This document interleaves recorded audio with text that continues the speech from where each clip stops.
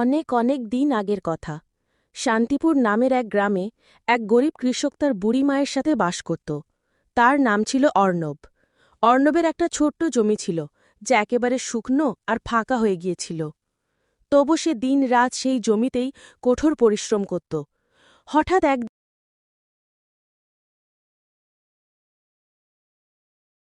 ও বাবা অর্ণব, তোর জন্য আমি জমিদার মশাইয়ের সাথে কথা বলেছি। তিনি তোকে তার কাছে কাজে রাখবেন। তুইও একবার গিয়ে তার সঙ্গে কথা বল। বাবা, এখন আর আমাদের পক্ষে এটা সম্ভব নয়। অন্তত সেখানে কাজ করে তুই নিজের পেট তো চালাতে পারবি। আমরা তোর কথা খুব ভাবি অর্ণব, তাই এই সিদ্ধান্তটা নিয়েছি। গিয়ে কথা বল, সব ঠিক হয়ে যাবে। কি বলছো মা? তুমি কেন কথা বললে? আমরা যাব না। আমাদের যখন নিজেদের জমি আছে, তখন আমরা কেন অন্যের কাছে কাজ করতে যাব? আমরা গরিব হতে পারি, কিন্তু আমাদের আত্মসম্মান আছে। আমরা আমাদের এই মাটিতেই বড় হয়েছি, আর এখানেই ঘাম ঝরাব। যত কঠিনই হোক না কেন মা, আমরা আমাদের নিজের জমিতেই পরিশ্রম করব। অন্য কারো চাকরি করব না। আরে অর্ণব, ওই শুকনো জমিতে কি ফলাবি তুই? সেই জমিটা তো এখনো একদম অকেজো হয়ে গেছে বাবা। তাতে না আছে কোনো রস, না আছে কোনো প্রাণ। তুই এই জমিটাকে ঠিক করতে করতে নিজের জীবনটা নষ্ট করে দিবি। আমি জানি তোর সাহস অনেক বেশি, কিন্তু বাবা, শুধু সাহস দিয়ে তো পেট ভরে না। তুই আমার কথা শোন। ওই জমিদার মশাই অন্তত তোকে প্রতিদিনের খাবারটা তো দেবে। তোর এই জেদ ছেড়ে দে বাবা। তুই ক্লান্ত হয়ে যাবি, কিন্তু ওই জমি তোকে কিছুই দেবে না। আরে মা, তুমি শুধু শুধু এত চিন্তা করছো। দেখবে, একদিন আমরা এই জমি থেকেই সোনা বের করব। সোনা! এই জমিটাই আমাদের সবচেয়ে বড় শক্তি হবে। অর্ণব খুব পরিশ্রমী এবং সৎ ছিল। সে ছিল আত্মবিশ্বাসে ভরপুর এক যুবক, যে পরিস্থিতিকে ভয় পেত না, আর না মানুষের কথায় কান দিত। প্রতিদিন সূর্য ওঠার আগেই সে সেই আত্মবিশ্বাস নিয়ে উঠে পড়ত, নিজের ক্ষেতের দিকে এগিয়ে যেত, যেখানে শুধু শুকনো জমি ছিল, কিন্তু তার স্বপ্নের সবুজ সেখানে লুকিয়েছিল। তার বিশ্বাস ছিল যে একদিন তার মাটি তাকে ঠিকই জবাব দেবে, সোনার মতো ফসল হয়ে। অর্ণব খেতে কাজ করছিল। ঠিক তখনই সেখানে এক লোক এসে বলল, আরে অর্ণব ভাই, তোমাকে তো মানতেই হবে। তুমি আবার এই শুকনো জমিতে পরিশ্রম করছো। আরে শুভ ভাই, এখন আর কি করব? জমি আমাদের দিয়ে আরও বেশি পরিশ্রম করাচ্ছে। কিন্তু কি করব? মাটি তো মায়ের মতো হয়। সে যেমন চায়, আমাদের তেমনই করতে হয়। কখনো কঠিন হয়, কখনো নীরবে সব সহ্য করে। কখনো বীজকে লুকিয়ে রাখে, আবার কখনো তাকে জীবন দেয়। আমরা তো তার সন্তান, যে তার সব রূপকে আপন করে নিতে জানি। আমরা ক্লান্ত হয়ে যাই ভাই, কিন্তু যখন মাটির গন্ধ পাই, তখন সব ক্লান্তি দূর হয়ে যায়। আশা করি এই মা আমাদের খালি হাতে ফিরিয়ে দেবে না। শুধু একটু ধৈর্য আর একটু বিশ্বাস। তোমার মতো বোকা তো আমি আজ পর্যন্ত দেখিনি ভাই। কি ভাবছো তুমি? পৃথিবী কোথায় পৌঁছে গেছে, আর তুমি এখনও সেই শুকনো জমি থেকে আশা করে বসে আছো? দুপুরবেলা অর্ণব যখন খুব ক্লান্ত হয়ে ঘরে ফেরে, তখন দেখে তার মা নিভে যাওয়া চুলার পাশে চুপচাপ বসে আছে। কি হয়েছে মা? তুমি এভাবে কেন বসে আছো? রান্না কেন করনি? কি হয়েছে? বাবা, উনুন জ্বালানোর জন্য কাঠ নেই, তাই উনুনটা কিভাবে জ্বলবে? শুধু এইটুকু কথা? আমি এখনই গিয়ে কাঠ নিয়ে আসছি। অর্ণব কাঠ হানার জন্য জঙ্গলে চলে যায়। রোদ ছিল খুব তীব্র। ক্লান্তি আগে থেকেই তার শরীরে ছিল, তবুও তার পা থেমে থাকে না। জঙ্গলে পৌঁছে সে এদিক ওদিক দেখে, তারপর একটা শুকনো গাছ বেছে নেয় এবং কাঠ কাটতে শুরু করে। লেগে থাক অর্ণব, কে জানে কখন তোর ভাগ্য তোর সঙ্গ দেবে। এত খারাপ ভাগ্য ভগবান কেন শুধু আমাদেরকেই দিলেন? যাক, কাঠ তো কাটা হয়ে গেল। এখন আর দেরি করা উচিত নয়। মা অপেক্ষা করছে। অর্ণব কাঠ নিয়ে ঘরের দিকে যেতে শুরু করে। সে দ্রুত পায়ে হাঁটছিল। ঠিক তখনই আকাশ হঠাৎ কালো মেঘে ছেয়ে যায়। এক মুহূর্ত আগেও যে সূর্যের আলো ছিল, এখন তা কোথায় যেন হারিয়ে গেছে, আর তারপর শুরু হল প্রবল বৃষ্টি। এই তো সর্বনাশ হয়ে গেল। ভেজা জামাকাপড় বাঁচাবো নাকি কাঠের বোঝা? এখন আমি কি করব? বৃষ্টি আরও জোরে হতে থাকল। বৃষ্টির ফোঁটা এখন ঝর্ণার মতো হয়ে গিয়েছিল। অর্ণবের চোখে জ্বালা করছিল, হাত কাঁপছিল। কিন্তু তখনই সে দূরে একটা কুঁড়েঘর দেখতে পায়। সে কাঠের বোঝা শক্ত করে ধরে কোনো মতে সেই কুঁড়েঘরের কাছে পৌঁছায়। অর্ণব দেখে একটা বুড়ো মানুষ কুঁড়েঘরের এক কোণে বসে আছে। সে অর্ণবকে দেখে বলল, ভেতরে চলে আয় বাবা, ভেতরে চলে আয়, ভিজে গেলে তো অসুস্থ হয়ে যাবি। অর্ণব বৃষ্টি থামা পর্যন্ত সেখানেই থেকে যায়। কিছুক্ষণ পর বৃষ্টি থেমে যায়। ঠিক আছে কাকা, এখন আমি চলি। বৃষ্টি থেমে গেছে, মাও আমার জন্য অপেক্ষা করছে। আপনাকে অনেক অনেক ধন্যবাদ। ঠিক আছে বাবা, তুই এখন তাড়াতাড়ি যা, আবার বৃষ্টি শুরু না হয়ে যায়। অর্ণব কাঠ নিয়ে বাড়ি ফিরে আসে। তখন সে দেখে তার বাড়িতে অনিতা কাকিমা এসেছেন। ও অর্ণব, আমি তোর জন্য একটা মেয়ে দেখেছি। আমার কথা মান, একটা ভালো কাজ দেখ বাবা, কারণ কোনো বাবা তার মেয়েকে এমন ছেলের কাছে দেবে না যে পরিশ্রম তো অনেক করে, কিন্তু এমন একটা শুকনো জমিতে যার কোনো লাভ নেই। আরে কাকিমা, তুমিও? আমি এখন বিয়ে করব না। প্রথমে কিছু রোজগার করি, কিছু জমাই, কিছুটা টাকা রাখি, তারপর বিয়ে করব। শুধু বললেই কি আর বিয়ে হয়ে যাবে? সংসার চালানোর জন্য শুধু বউ নয়, রুটিও দরকার, মাথের উপরে ছাদও দরকার। বাবা, তোর কথা ঠিক, কিন্তু বয়সও তো পেরিয়ে যাচ্ছে। তুই কি সারা জীবন একা থাকবে? আর কতদিন ওই শুকনো জমিতে কোদাল জাড়াবে? অর্ণব, ওখানে তো কিছুই হবে না। আর তোর মা কি তার শেষ দিন পর্যন্ত রান্না করে যাবে? ছেড়ে দাও না কাকিমা, যখন যা হবে তখন দেখা যাবে। আর তুমি দেখবে একদিন এই আমার জমি পুরো গ্রামের মধ্যে সবচেয়ে উর্বর হবে। আচ্ছা, চলি। এই বোকা ছেলেকে বোঝানো মানে নিজের মাথা পাথরে ঠোকার মতো। কেন অর্ণব, তুই একটু চুপ করে থাকতে পারিস না? কে জানে ওই জমি থেকে তুই কি পাবি? কেন ওর পেছনে পড়ে আছিস? যা, খেয়ে নে আর একটু বিশ্রাম নে। মা, তুমি শুধু কোনো কথা না বলে আমাদের সঙ্গে শান্তিতে খেতে বসো, আর সব চিন্তা উনানে ফেলে দাও। সে তার মায়ের সাথে বসে খেতে শুরু করল। তার মুখে সারা দিনের ক্লান্তি অবশ্যই ছিল, কিন্তু মায়ের সাথে বসে দুমুঠো খাবার খাওয়া যেন তার জন্য দিনের সবচেয়ে বড় শান্তি ছিল। এবার অর্ণব তার ক্ষেতে ধান লাগিয়েছিল। সে প্রতিদিন তার ক্ষেতে যেত। হ্যাঁ, সবার ক্ষেত থেকে ফসল বের হচ্ছে, শুধু আমার জমিই খালি পড়ে আছে। কখনো কখনো সবচেয়ে মজবুত বীজ বের হতে একটু সময় লাগে। অর্ণব, তুই শুধু পরিশ্রম করতে থাক, ভগবান সব দেখছেন। অর্ণব এইসব নিজের মনে মনে বলছিল, তখনই শুভ চলে আসে। কি হলো অর্ণব ভাই, তুমি না বলছিলে তোমার জমিতে সোনা ফলবে? কই, সোনা তো কোন ছাড়, একটু ঘাসও তো চোখে পড়ল না। মনে হয় এবারও তোমার জমি শুকনোই থেকে যাবে।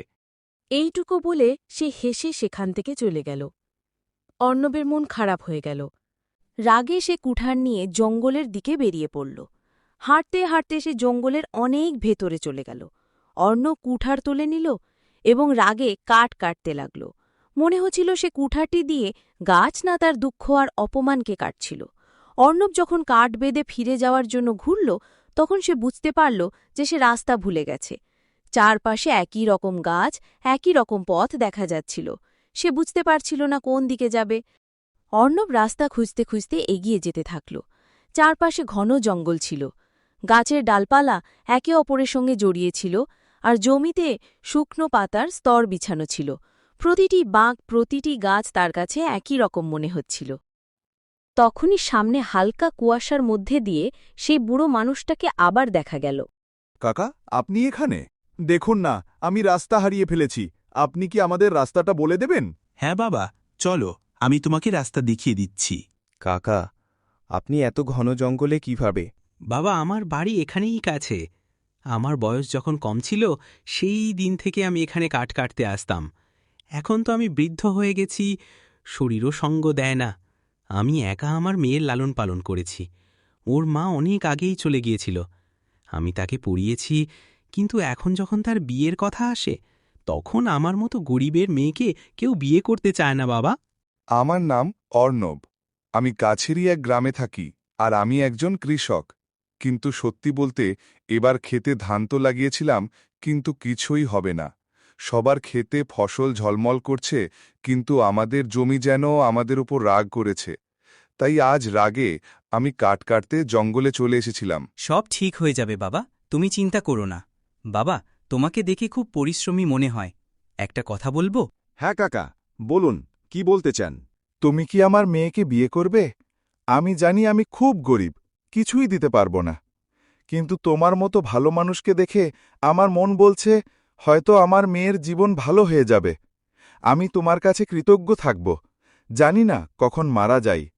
হরেন কাকার কথা শুনে অর্ণব যেন একদম চুপ হয়ে গেল। তার মুখে একই সাথে অনেক ভাব প্রকাশ পেতে লাগল। অবাক, সংকোচ, ভয়, দায়িত্ব এবং আত্মচিন্তা। কাকা, আমি বলতে চাইছি, আপনি এমন কেন বলছেন? আমি তো আমার নিজের জন্যই এখনো কিছু করতে পারলাম না। জানি না আমি আমার নিজের জন্য কিছু করতে পারব কি না। ফসলও হয়নি, আর ঋণও বেড়েছে। আমি তো এতটাও রোজগার করি না যে অন্য কাউকে সুখে রাখতে পারব। আপনার মেয়ের ভাগ্য আমার থেকে ভালো কোনো ছেলের সাথে বাঁধা উচিত, এমন কারো সাথে যে তাকে সব সুখ দিতে পারবে। আমার মতো নয়, যে এখনও নিজেকে সামলানোর চেষ্টা করছে। বাবা, তোমার থেকে ভালো ছেলে আমি পাব না। তোমাকে দেখে আমার একজন ভালো মনের এবং পরিশ্রমী মানুষ মনে হয়। একবার নিজের মনের সাথে কথা বলো, আর তারপর আমাকে তোমার সিদ্ধান্ত জানিও। অর্ণব চুপচাপ নিজের বাড়ি ফিরে আসে এবং চিন্তায় ডুবে বসে থাকে। তখনই তার মা এসে তাকে জিজ্ঞেস করে, অর্ণব বাবা, কি হয়েছে? কোন চিন্তায় ডুবে আছিস তুই? কোনো সমস্যা হয়েছে নাকি বাবা? অর্ণব তার মনের সব কথা মাকে বলতে শুরু করে। হ্যাঁ বাবা, বিয়ে তো একদিন না একদিন হবেই, আর যদি তুই সেই বুড়ো মানুষটার মেয়েকে বিয়ে করিস তাহলে এতে কোনো খারাপ কিছু নেই, বরং ভালোই আছে। যদি তুই সেই মেয়েটাকে বিয়ে করিস তাহলে সেই বুড়ো বাবার ভরসা হবি। আজকালকার দিনে সব বাচ্চারা নিজেদের বাবা মাকে ছেড়ে দেয়। যদি তুই কারোর বাবাকে ভরসা দিবি তাহলে সেটা শুধু বিয়ে নয়, একটা ভালো কাজও হবে। অর্ণব এবং তার মা হরেন কাকার মেয়ে রশ্মির সাথে দেখা করতে যায়। এই সাক্ষাৎ তাদের জীবনের এক নতুন দিক হয়ে দাঁড়ায়। আরে অর্ণব বাবা, এসো এসো। বোন, আপনিও আসুন, আসুন বসুন। এ আমার মেয়ে রশ্মি। ওর বিয়ে আপনাদের ছেলের সাথে হলে আমাদের ভাগ্য খুলে যাবে। হ্যাঁ, অবশ্যই। আমাদেরও আপনার মেয়েকে ভালো লেগেছে। আমরা এই সম্পর্কের জন্য রাজি। আর তারপর অর্ণব এবং রশ্মির সাদাসিধি কিন্তু সুন্দর বিয়ে হয়ে যায়। বিয়ের পর অর্ণব এবং তার মা রশ্মিকে ঘরে নিয়ে আসে। ধীরে ধীরে রশ্মিও সংসার সামলে নেয়। কিছুদিন পর অর্ণব আবার তার ক্ষেতের দিকে যায়, কিন্তু যখন সে ক্ষেতের কাছে পৌঁছায় তখন তার মুখ ধীরে ধীরে মলিন হয়ে যায়। চারপাশে সবুজ ছড়িয়ে আছে, প্রতিবেশীদের ক্ষেতগুলো দুলছে, কোথাও গমের শীষ নাচছে তো কোথাও ধানের সবুজ হাসছে। কিন্তু অর্ণবের ক্ষেত সেই পুরনো শুকনো মাটিতে ভরা। জমি, হাওয়া, ও যেন চুপ। সেখানে কোনো সবুজ নেই, কোনো রস নেই, কোনো প্রাণ নেই। অর্ণব সেখানেই দাঁড়িয়ে থাকে। অর্ণব ক্ষেতের মধ্যে একা বসে আছে, মাটি হাতে নিয়ে চিন্তায় ডুবে আছে। তখনই গ্রামের এক যুবক তার কাছে আসে। কি হলো অর্ণব ভাই, এবার তো এই জমিকে ছেড়ে দাও। কতবার চেষ্টা করেছ তুমি? এখন তো তোমার বউ এসে গেছে। এখন তো অন্য কোনো কাজ খুঁজে নাও। অর্ণব চুপ থাকে। দেখুন, সবার ক্ষেত দুলছে আর আপনি একাই এখনও এই শুকনো জমি থেকে আশা করে বসে আছেন। এত পরিশ্রম করার পরও যখন কিছুই না পাওয়া যায়, তখন বুদ্ধিমানের কাজ হল রাস্তা বদলে নেওয়া। রশ্মিমা, একটু দেখ তো, দুপুর হয়ে গেছে আর অর্ণব এখনও ক্ষেত থেকে ফেরেনি। সকাল থেকে গেছে, কিছু খায়নিও হয়তো। তুই খাবার নিয়ে খেতেই চলে যা, তাকে দিয়ে আয়। রোদ খুব বেশি, কে জানে কোথায় না খেয়ে বসে আছে। হ্যাঁ মা, আমি এখনই যাচ্ছি।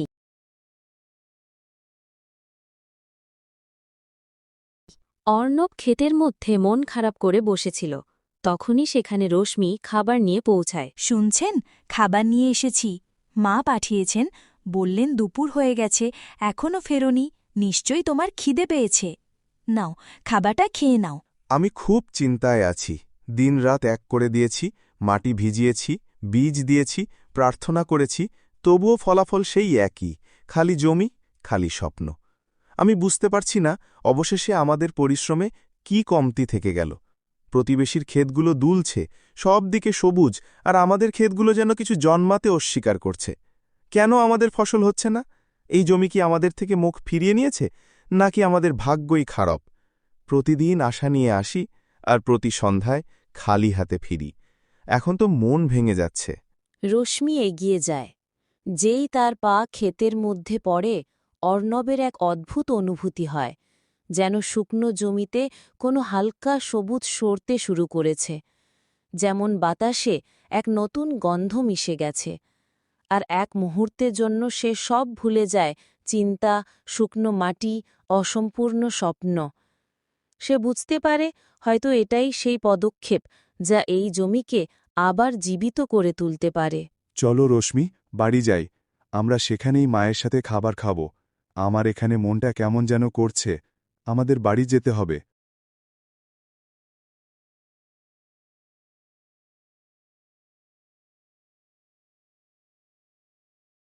এরপর দুজনেই বাড়ি ফিরে আসে।